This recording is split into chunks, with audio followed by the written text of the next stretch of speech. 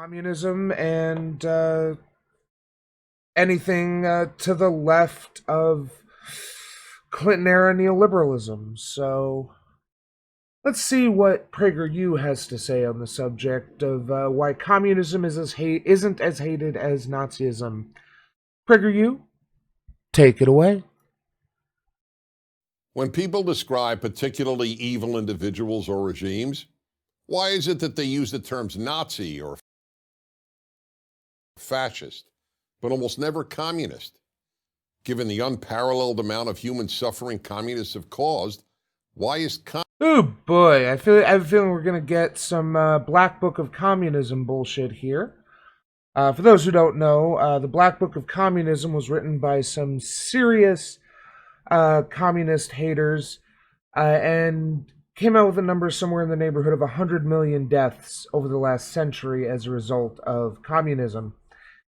Now, the problem with this is that it used things such as the deaths of the Red Army, or deaths from the Red Army in World War II, people who died of disease or natural causes that wouldn't have survived even in a glorious capitalist regime, and various sundry things like that. But the real funny thing is that even if we take the Black Book of Communism's word on the number of deaths communism is responsible for over the last century, 100 million people, capitalism kills that many every 5 years. So it only takes 5 years for capitalism to equal out to the inflated numbers the Black Book of Communism came to. So let's see what Prager U is lying about here. Communist so much less a term of revulsion than Nazi? Communists killed 70 million people in China, more than 20 million people in the Soviet Union, not including about 5 million Ukrainians. Yep. Those are Black Book of Communism numbers.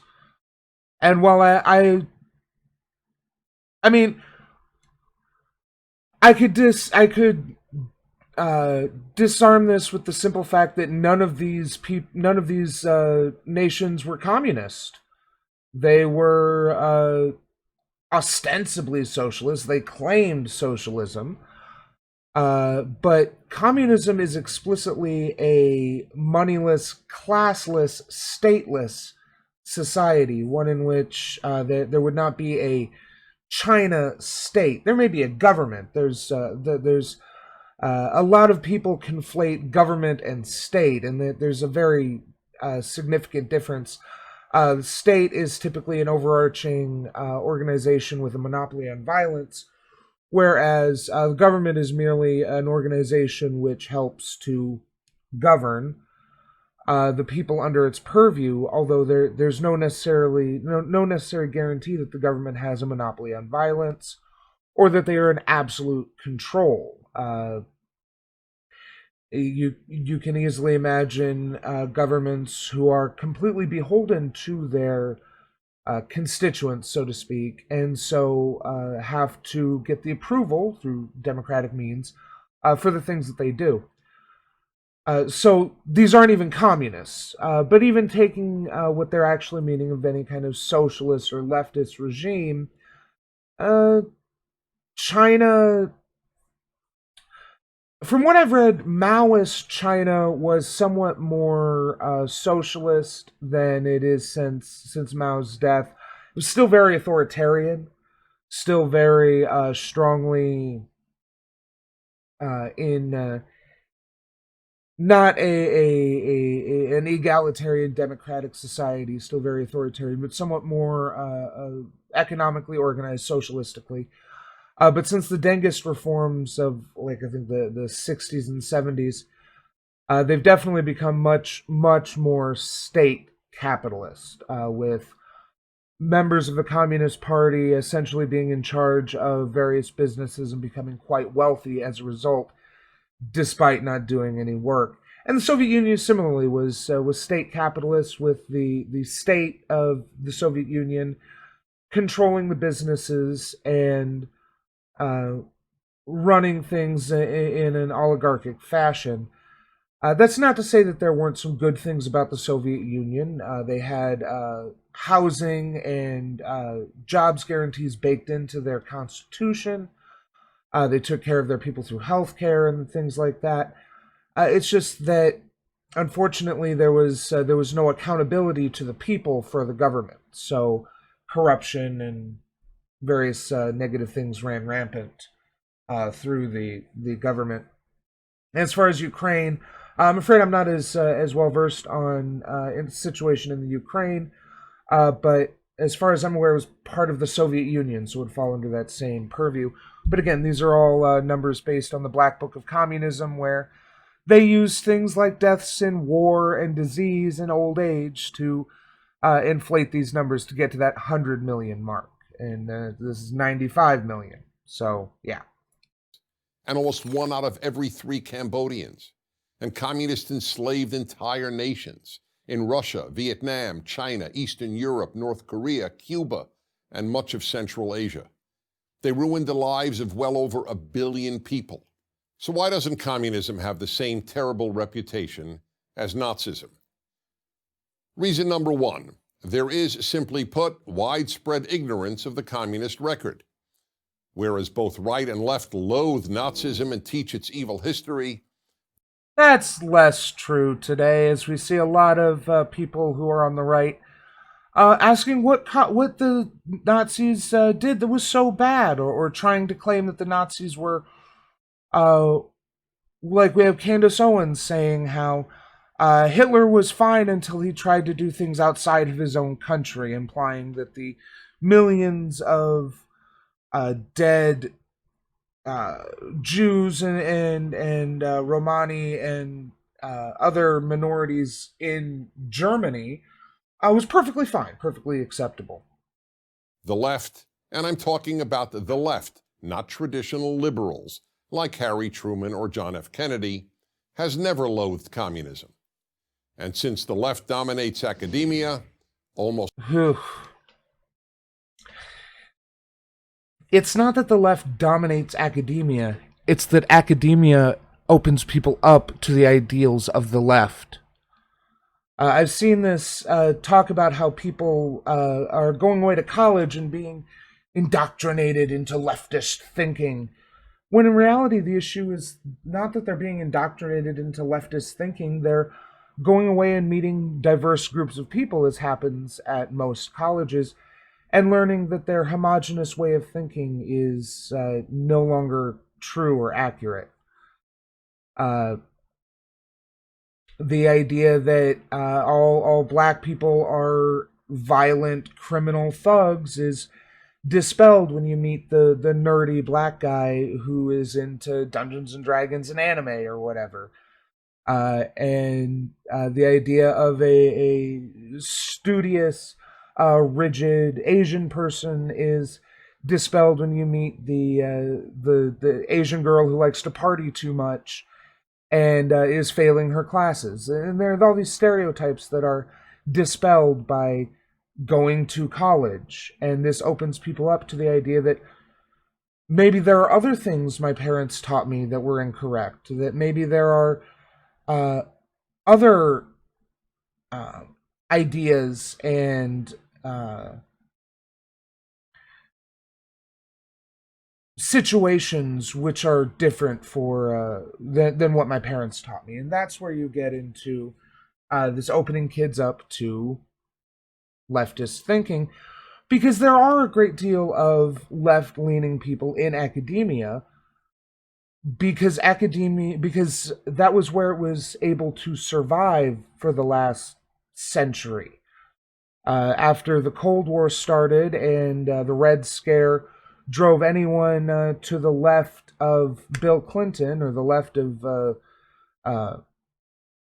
Harry Truman, to the left of Franklin Roosevelt, underground, or they would be labeled a communist and blackballed from anything more important than sweeping the floor.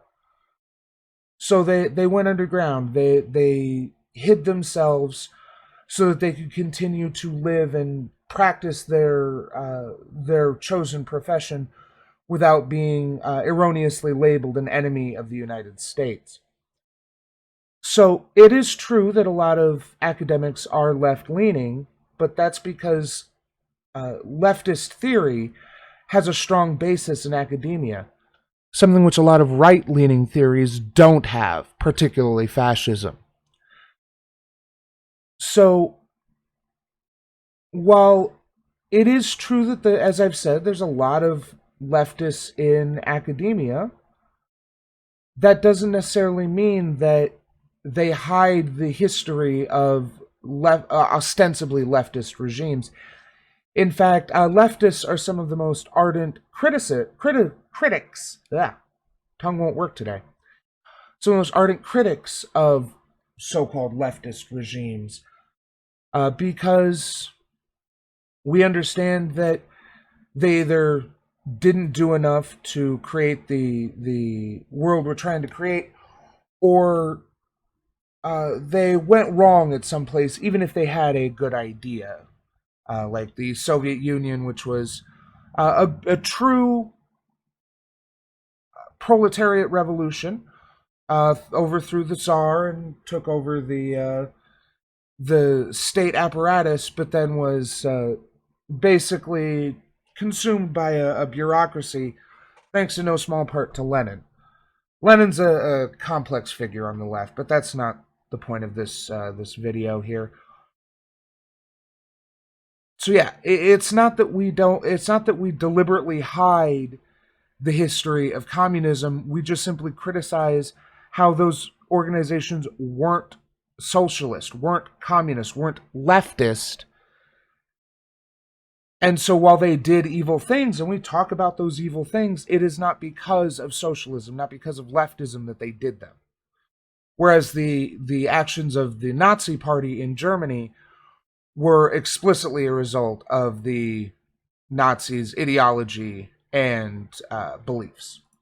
No one teaches communism's evil history. Reason number 2, the Nazis carried out the Holocaust.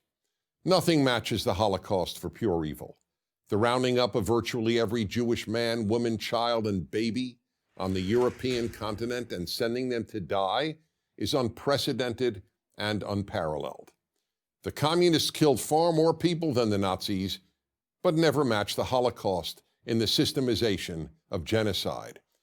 The uniqueness of the Holocaust and the enormous attention rightly paid to it have helped ensure that Nazism has a worse name than communism. Reason number 3. Communism is based... So that was a weird reason, because he basically said, well, yes, communists killed more, which, okay, if we accept, if we are going to call the Soviet Union communist, then yes, Stalin's purges killed more than the 12 to 15 million people who died as a result of the Holocaust. But again, the Holocaust was a result of Nazi ideology and an explicit extension of their rhetoric and beliefs, whereas the purges and famines and what have you of people who died in the Soviet Union are not the result of leftist ideology or beliefs. They're the result of Stalin's ideology and beliefs, but not leftist, not socialist beliefs. There's a difference, and it's why we clarify the difference when discussing past ostensibly socialist regimes.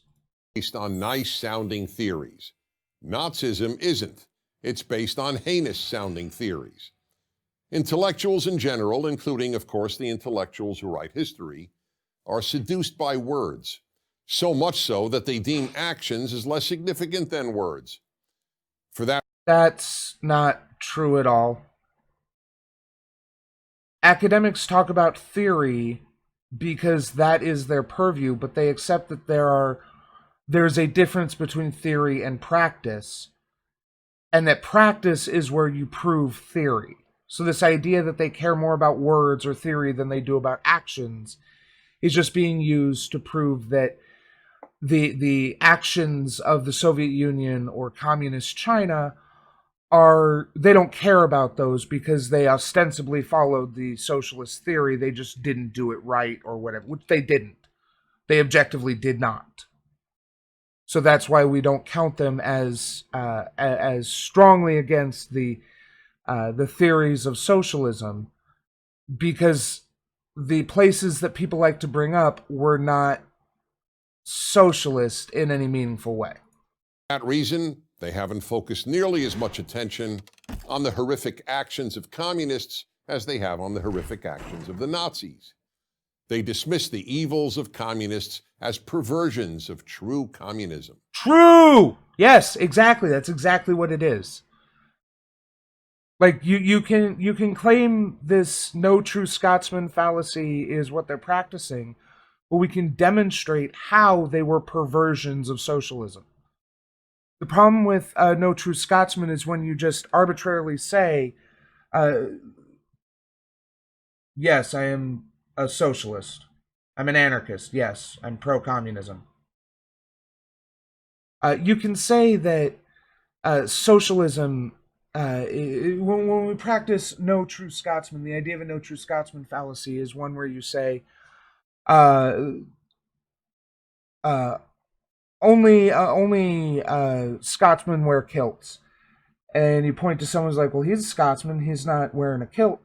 Well, only true Scotsmen wear kilts. That's where the name of the fallacy comes from. That's the argument. The difference is that you can't really demonstrate that only true Scotsmen wear kilts, because what defines a true Scotsman? Well, I can define what a socialist is. A socialist is someone who believes in the worker control of the economy and a democratic control of the society. The one or both of those are absent from the Soviet Union, from Soviet China, from communist China, from North Korea, even Cuba, although it's become much more egalitarian and democratic in recent years. It was still pretty much an authoritarian state up until recently.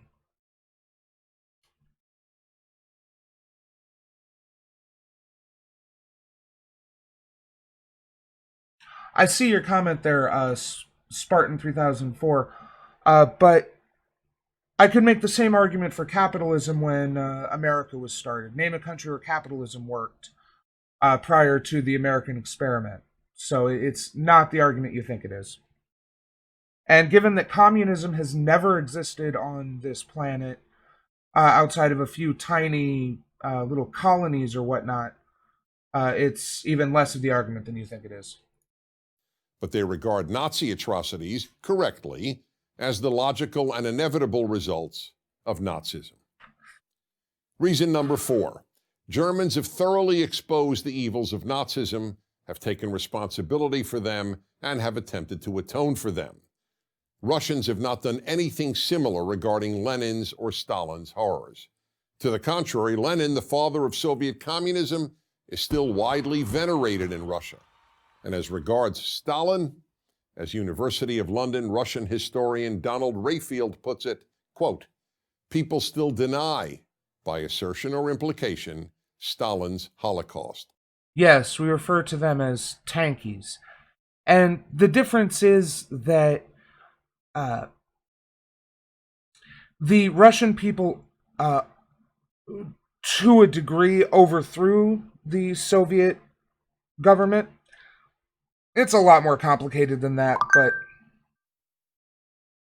but functionally, the way it works is that the Soviet government had under Gorbachev, I believe it was Gorbachev,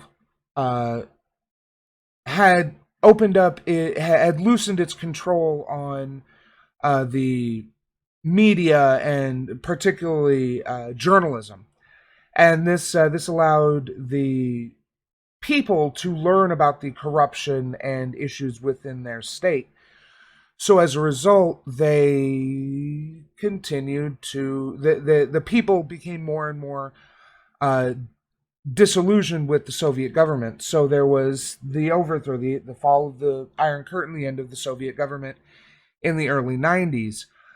Uh, the difference between, and part of the reason why people deny uh, Stalin's Holocaust is because it was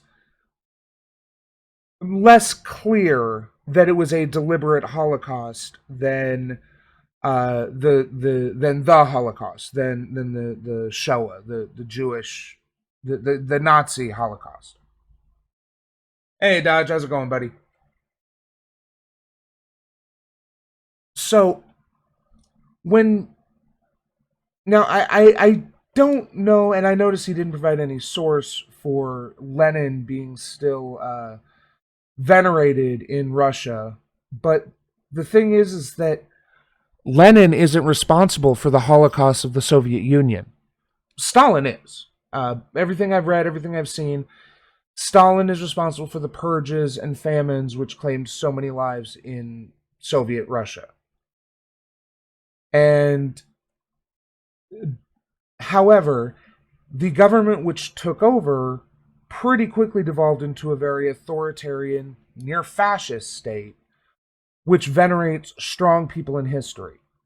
And since they don't really care about how they look to other people, they just care about having strong leaders to hearken back to, it makes sense that they would still venerate Lenin and Stalin as strong authoritarian leaders. Still doesn't make them communist, and it definitely doesn't make Russia, modern Russia, communist by any means. They don't even claim that anymore. Unquote. Even less so as China exposed the greatest mass murderer and enslaver of them all, Mao Zedong. Mao remains revered in China. Every Chinese currency note has his picture on it.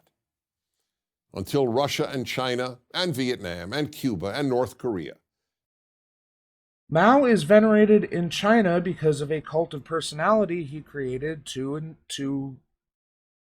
consolidate his rule and make sure it continued. Same thing that's going on in North Korea. I don't know that Cuba was quite as cult of personality regarding the veneration of Castro, but this is proof that Prager U is not a true university, because universities talk about the evils of these regimes. They don't sugarcoat the things they did, particularly once you get to the college level. This is absurd.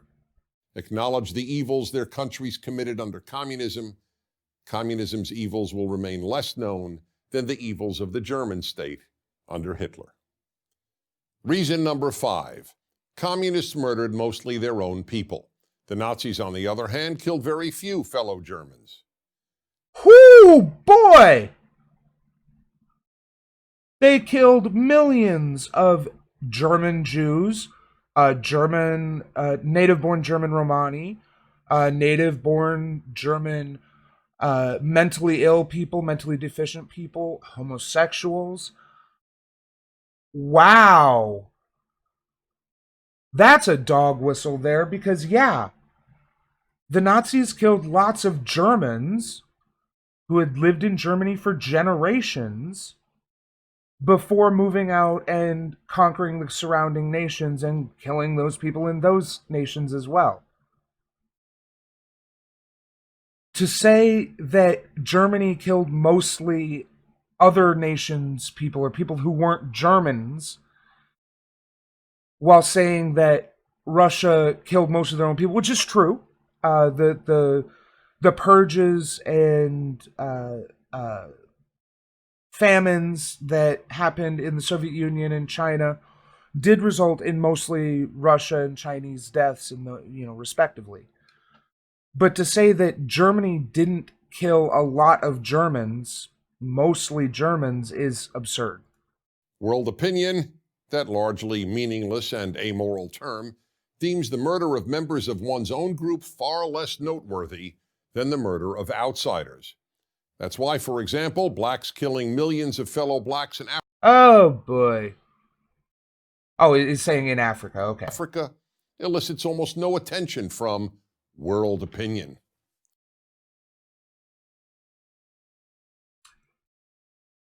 This is so not true. The genocides that have been going on in Africa, they definitely generate response. But the problem is that a lot of people recognize that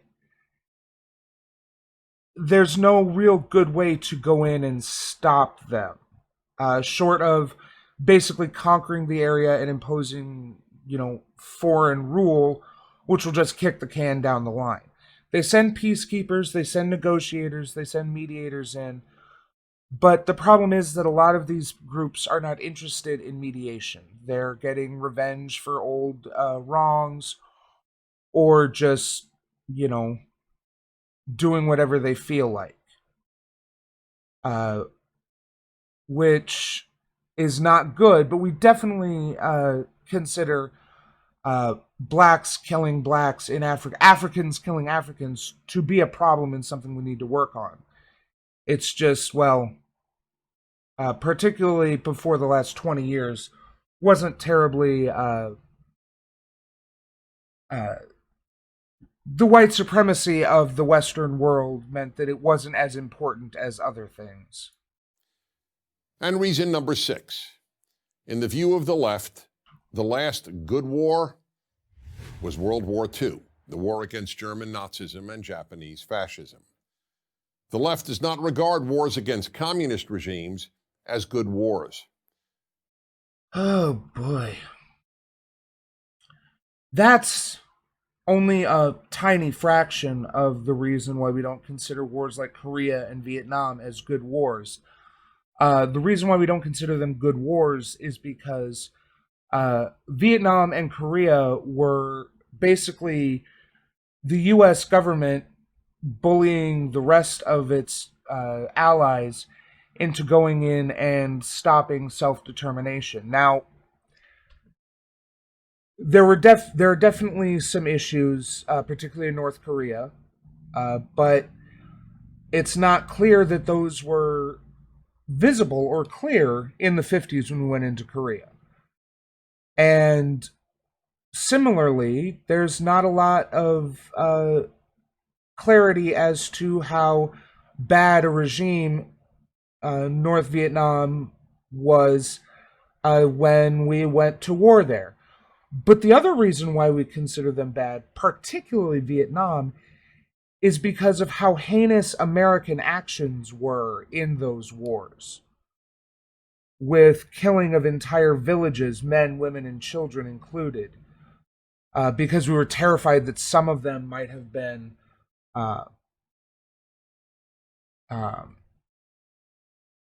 Viet Cong or other insurgents who we couldn't tell them apart. Or in Korea, I don't think we did quite as bad there, but only because we didn't have, there wasn't quite as ingrained of a guerrilla faction, and the war didn't drag on as long. Remember, Korea was only 3 years, whereas depending on when you start it, Vietnam lasted a fucking decade. For example, the American war against Vietnamese communism is regarded as immoral, and the war against Korean communism and its Chinese communist backers is simply ignored. Until the left... That's true. Korea is often called the Forgotten War because it's not talked about much. Mostly because there wasn't a lot of... There wasn't a lot to it. It was a lot of just kind of back and forth along the from what I've read, along the 38th parallel, the border between North and South Korea, and it really didn't do a whole lot. Yeah, we stopped the communist regime of North Korea from spreading into South Korea. We didn't stop fascists from taking over South Korea for 50 years. So yeah, there's There's a lot of reasons why Korea is ignored. But anyone who tries to defend Vietnam because it was a war against Vietnamese communism, it just hates communists. Even when I was just a dumb liberal, I didn't like the Vietnam War because it was heinous, because the American forces there did heinous things to the Vietnamese people. Granted, the Vietnamese people did heinous things to the GIs there, but they were defending their home, whereas the GIs were invading. I have a little more sympathy for people defending their homes than for people who are invading a foreign land. And all the institutions influenced by the left acknowledge how evil communism has been, we will continue to live in a morally confused world. In the meantime, all good people owe it to the victims of communism to learn what happened to them. Even worse than being murdered or enslaved is a world that doesn't even know that you were.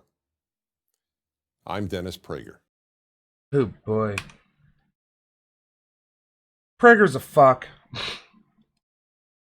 I don't know what else to say here that I haven't already said, because the reason why communism isn't as hated as Nazism is because the atrocities committed by Nazis were endemic to Nazi ideology, to fascist ideology, to the rhetoric and beliefs of followers of Nazism.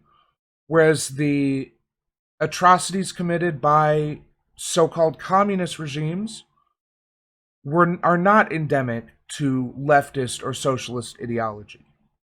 They are a perversion of that, and more importantly, a complete rejection of it when it comes to things like the purges caused by Stalin as he purged his political enemies. So there is a reason, and it's, as I've said, because Nazism can only lead to atrocities, whereas socialism doesn't have to. Hey, thanks for watching. Hope you enjoyed the show. Remember to like, share, and leave a comment because it helps me. Subscribe and ring that bell to help you. Thanks, and we'll see you next time.